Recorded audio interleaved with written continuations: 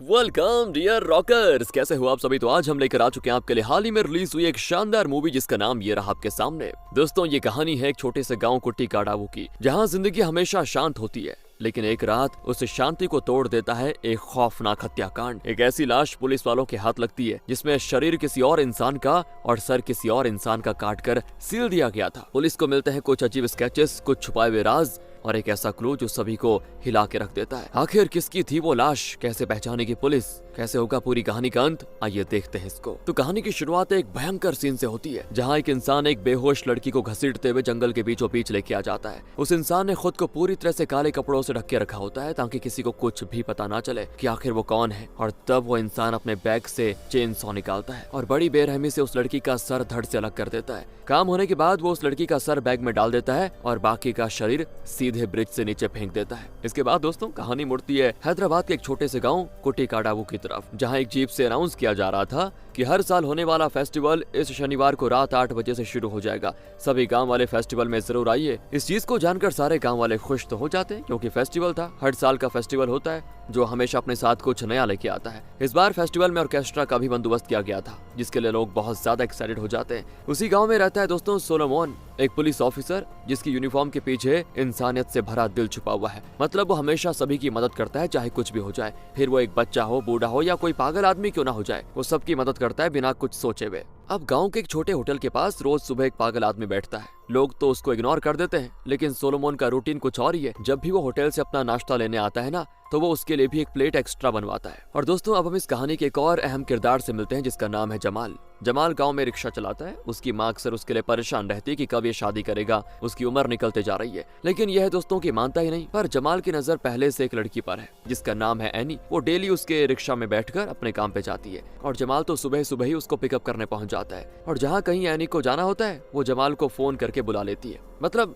वो उसका एक तरफ से पर्सनल रिक्शा वाला बन गया था। हालांकि जमाल एनी को तो काफी टाइम से पसंद करता है, लेकिन आज तक उसकी हिम्मत नहीं हुई कि वो उसको अपने दिल की बात बता पाए। अगले सीन में पुलिस वाले कुछ कॉलेज स्टूडेंट्स को पकड़कर पुलिस स्टेशन लेके जाते हैं, क्योंकि उनको शक होता है कि ये सब कॉलेज वगैरह में गांजा बेचने का काम करते हैं। क्योंकि दोस्तों एक बात बताऊं आपको, इस गांव में आजकल कॉलेज वगैरह से बहुत सारी शिकायतें आ रही है कि जो बच्चे हैं वो नशीली चीजों के आदी बनते जा रहे हैं। कुछ स्टूडेंट्स तो जो गुंडे बदमाशों से गांजा खरीद कर बाकी स्टूडेंट्स में सप्लाई करते हैं, वो और खराब कर रहे हैं बच्चों की कंडीशन को। इसी शक पर इनको पकड़ा गया है। लेकिन तभी वहाँ पे एमएलए की तरफ से एक बंदा आकर पुलिस स्टेशन में दस्तक देता है। वो ये कहने के लिए आया था कि तुमने जिसको पकड़ा है उनमें से एक एमएलए का बेटा है और बाकी उसके दोस्त हैं, इसलिए उनको जल्दी से जल्दी छोड़ दो, वरना फिर अच्छा नहीं होगा। ऑफिसर भी मजबूर था, वो अपनी नौकरी बचाने के लिए उन लड़कों को आजाद कर देता है। अब अगले सीन में दोस्तों जमाल अपनी माँ के कहने पर एक लड़की वालों के घर जाता है। यहाँ बात बनती तो नहीं, लेकिन जैसे ही वो ऑटो में बैठकर घर जा रहा होता है ना, तभी विनोद नाम का ऑफिसर उसे पकड़ लेता है और उससे कहता है कि तू रिक्शा ड्राइवर है ना, तो तेरा यूनिफॉर्म कहाँ है? सभी ड्राइवर को यूनिफॉर्म पहनना होता है। तो जमाल कहता है कि सर मैं कस्टमर लेने नहीं गया था,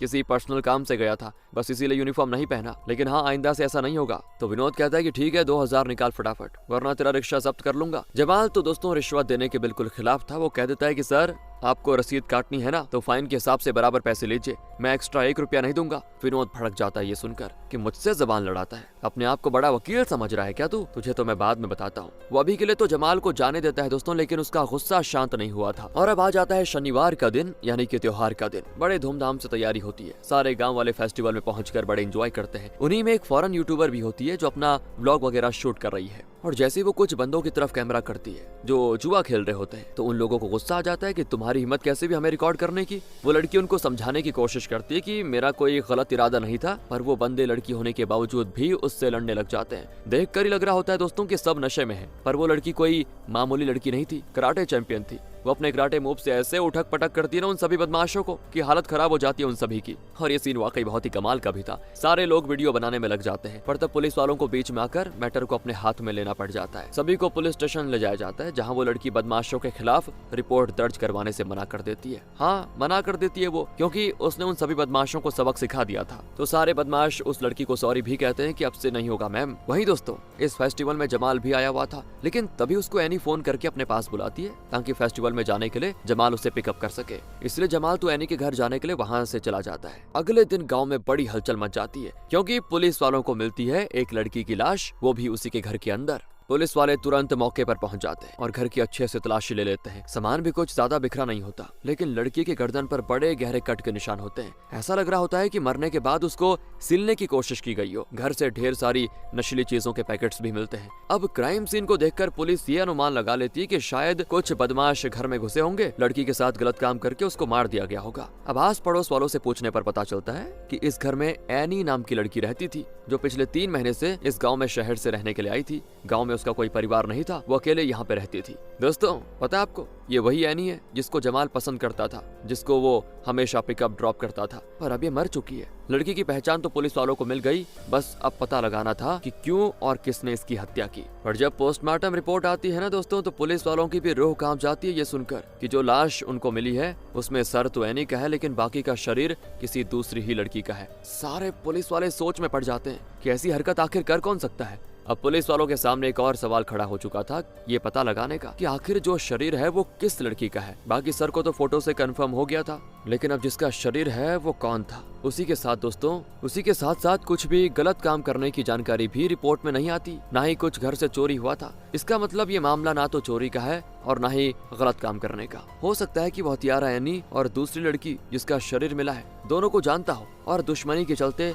उसने दोनों को मार दिया हो। अगले दिन पुलिस वाले जमाल को पकड़कर सीधे पुलिस स्टेशन लेके जाते हैं, जहां विनोद तो पहले से ही जमाल पे गुस्सा था। वो उसकी खूब धुलाई करता है कि आखिर तूने एनी को मारा क्यों। तो जमाल कहता है कि मैंने कुछ नहीं किया साहब। पर दोस्तों पुलिस स्टेशन में एक चश्मदीद गवाह होता है। उसने कल रात जमाल को एनी के घर पे रिक्शा ले जाते हुए देखा था, जिसके बारे में उसने पुलिस को बता दिया है। तो पुलिस वाले कहते हैं कि तू आखिर गया क्यों था एनी के घर, पक्का तूने ही उसकी और वो दूसरी लड़की की हत्या की है, बता क्यों मारा। तो जमाल सब कुछ बताता है, कल रात क्या क्या हुआ था। वो कहता है कि सर मैं मानता हूँ कि मैं एनी के घर गया था, पर उसी ने मुझे बुलाया था क्योंकि वो फेस्टिवल में जाना चाहती थी और मैं उसको पिकअप करने के लिए गया था। पर जैसे ही वहाँ पहुंचा, एनी ने कहा कि उसकी कोई दोस्त भी है जो यहाँ पे आने वाली है और वो दोनों भी फेस्टिवल में साथ जाने वाले हैं, लेकिन उसे आने में लेट हो गया और एनी अकेले फेस्टिवल में जाना नहीं चाहती थी, इसलिए उसने मुझे वापस भेज दिया कि तुम जाओ और जब मेरी दोस्त आएगी तो मैं तुम्हें बुला लूंगी। इसलिए मैं तो रिटर्न आ गया। इससे ज्यादा मैं कुछ नहीं जानता कि वहाँ पे क्या हुआ था। आपको यकीन ना हो तो आप मेरी कॉल रिकॉर्डिंग सुन सकते हो एनी के साथ। पर दोस्तों पुलिस वाले फिर भी उसको जेल में डालकर खूब मारते हैं और तब पुलिस स्टेशन में गांव का सरपंच वकील को लेके आ जाता है और पुलिस वालों से कहता है कि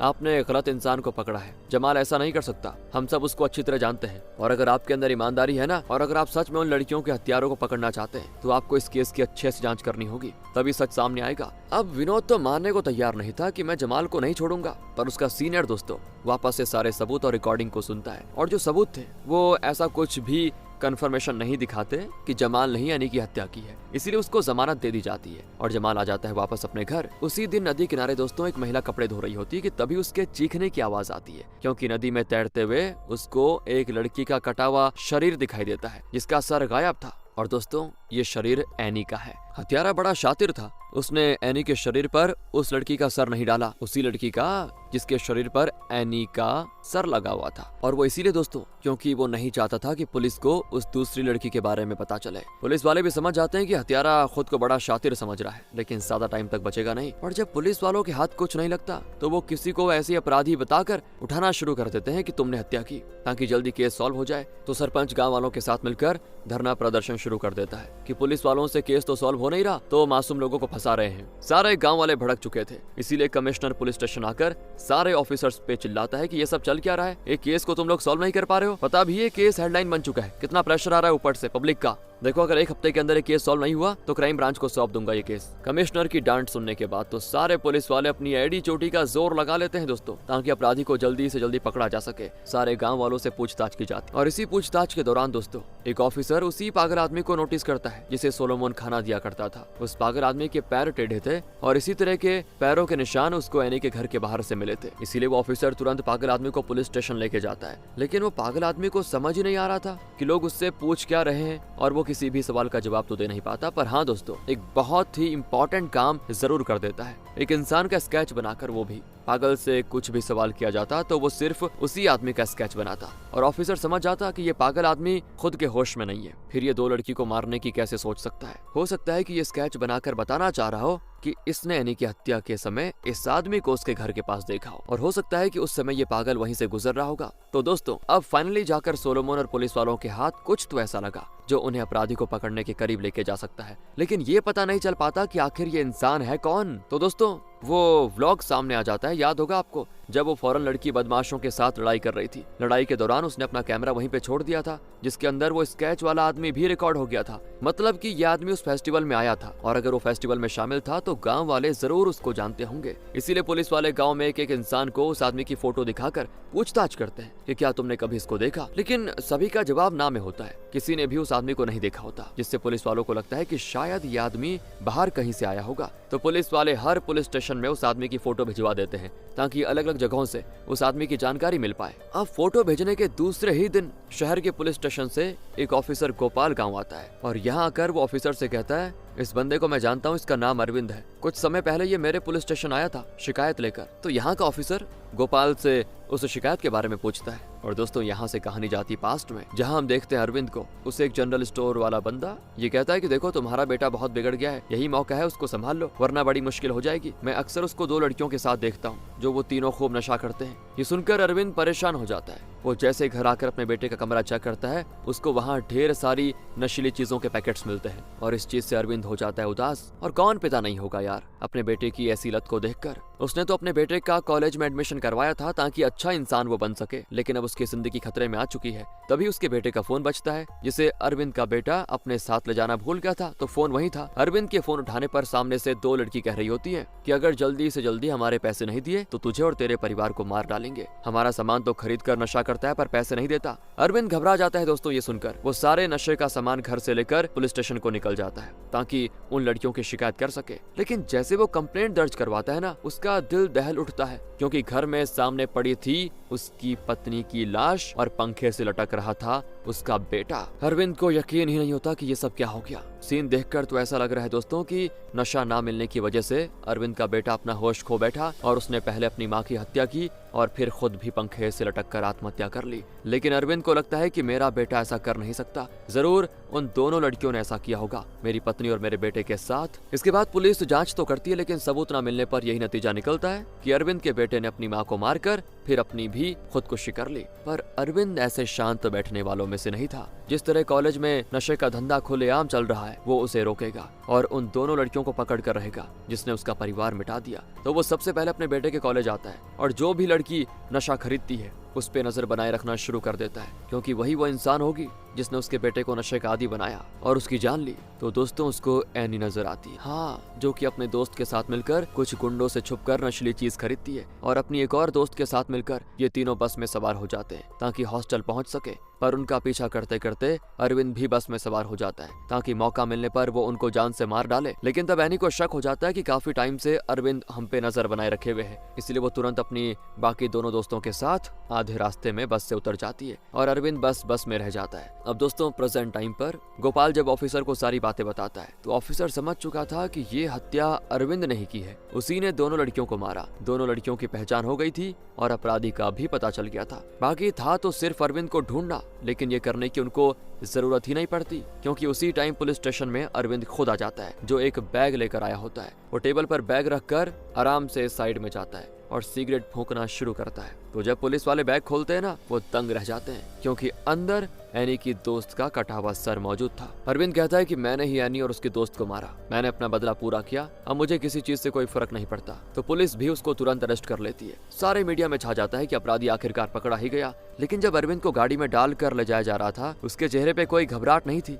बल्कि वो खुश था, मानो कि वो जो चाहता था वो हो गया। दूसरी तरफ हम सोलोमोन को देखते हैं दोस्तों। याद होगा आपको ये कौन है? तो सोलोमोन बस में ट्रेवल करते हुए कहीं जा रहा होता है, लेकिन वो बहुत ही ज्यादा टेंशन और उदास में है। और अब यहाँ पे आता है क्लाइमैक्स ट्विस्ट, जिसके बारे में आपने नहीं सोचा होगा, बिल्कुल भी नहीं, क्योंकि दोस्तों एनी और उसकी दोस्त को मारने वाला कोई और नहीं बल्कि सोलोमोन ही है। और अब मैं आपको बताता हूँ कि रियलिटी में क्या हुआ था। तो बात उस टाइम की है जब एनी अपनी दोस्त और उसकी तीसरी दोस्त के साथ बस में सवार थी, और ये तीसरी दोस्त है, इसका नाम मैरी है। वो बिल्कुल भी नहीं जानती कि एनी नशे का काम करती है और वो अनजाने में ही एनी की दोस्त बन चुकी थी। लेकिन जब ये तीनों अरविंद की वजह से बस से तुरंत भागे थे, तब एनी का बैग बस में छूट गया था, जिसे पुलिस ने जब्त कर लिया, क्योंकि उसमें थे करीब 40 लाख रुपए के नशे के पैकेट्स। पर इस चीज में फंस जाती है बेचारी मैरी, क्योंकि वो बैग एनी का नहीं बल्कि मैरी का था, जिसमें एनी ने वो नशे के पैकेट्स डाल दिए थे। पुलिस को बैग के साथ मैरी की भी आईडी मिली थी, इसीलिए उन्होंने मीडिया में बता दिया कि मैरी नशा माफिया ग्रुप का हिस्सा है जो कॉलेज में ऐसी ऐसी चीजें बेचती है, खरीदती है। और सच्चाई जानकर बेचारी मैरी बुरी तरह घबरा जाती है कि एनी ने मुझे बुरी तरह फंसा दिया, मुझे ऐसी लड़की से दोस्ती नहीं करनी चाहिए थी। तो वो अपने भाई को फोन लगाकर सारी बातें बताने की कोशिश करती है कि मुझे गलत फंसाया जा रहा है। उसका भाई कोई और नहीं दोस्तों बल्कि सोलोमन ही है। लेकिन मैरी बात ही कर रही थी कि तभी वहाँ पे एनी और उसकी दोस्त आकर मैरी को छत से धक्का मार देते हैं, जिससे मौके पर मैरी की हो जाती है मौत। और वहाँ नीचे दोस्तों कुछ पत्थर रखे हुए थे, लोहे के भी पीसेस थे, जिस पर गिरने से मैरी का सर धड़ से अलग। बेचारी जिससे अपना सच्चा दोस्त मानती थी वही उसकी जान के दुश्मन बन गए। एनी और उसकी दोस्त ने इसीलिए मैरी को मारा ताकि सच्चाई वो सबको बता न सके कि नशे की चीजें एनी और उसकी दोस्त बेचते थे, वो नहीं। पर उनको क्या पता था कि मैरी ऑलरेडी सब कुछ सोलेमन को बता चुकी है। सोलेमन जान चुका था कि उसकी बहन को किसने मारा, वो कानून के सहारे बैठने वाला नहीं था। तब उसकी मुलाकात होती है अरविंद से, जो बताता है कि उन दोनों लड़कियों ने मुझसे मेरा परिवार छीन लिया और अब मेरे पास कुछ नहीं बचा जिंदा रहने के लिए, इसलिए हम दोनों मिलकर उन दोनों लड़कियों को सबक सिखाएंगे। और तुम चिंता मत करना, मैं सारा आरोप खुद पे ले लूंगा, क्योंकि वैसे भी अब मेरा इस दुनिया में कोई है नहीं और तुम्हारे सामने तो पूरी जिंदगी पड़ी है। जबकि तब जाकर दोस्तों इन दोनों ने मिलकर एनी और उसकी दोस्त को मार डाला। सोलोमन ने दोनों लड़कियों की हत्या की, लेकिन जब वो कटा हुआ सर अरविंद को देता है ना बैग में डालकर, तभी वो पागल आदमी जो पास से गुजर रहा था वो सारी चीजें देख लेता है। उसे लगा कि अरविंद ने ही इन लड़कियों को मारा। सोलोमन और अरविंद ने सोचा था कि पुलिस उन तक नहीं पहुंच पाएगी, क्योंकि सोलोमन पुलिस वाला था, उसको सबूत मिटाना आता था। पर गड़बड़ी वहीं हो गई कि पागल ने अरविंद को देख लिया। अरविंद को डर था कि कहीं पुलिस इस केस की तह जाकर सोलोमन को ना पकड़ ले, इसलिए अरविंद ने खुद को सरेंडर कर दिया। और यही वजह थी कि वो खुश था कि सोलोमन अब सुकून से अपनी जिंदगी गुजार पाएगा और वो दोनों लड़कियों को उनके किए की सजा भी मिल गई। बस दोस्तों, उम्मीद है आपको ये क्लाइमैक्स पसंद आया होगा। बाकी अगर वीडियो अच्छी लगी हो, स्टोरी अच्छी लगी हो, एक्सप्लेनेशन अच्छा लगा हो, लाइक करें, चैनल को सब्सक्राइब। ध्यान रखें अपना। Thanks for watching.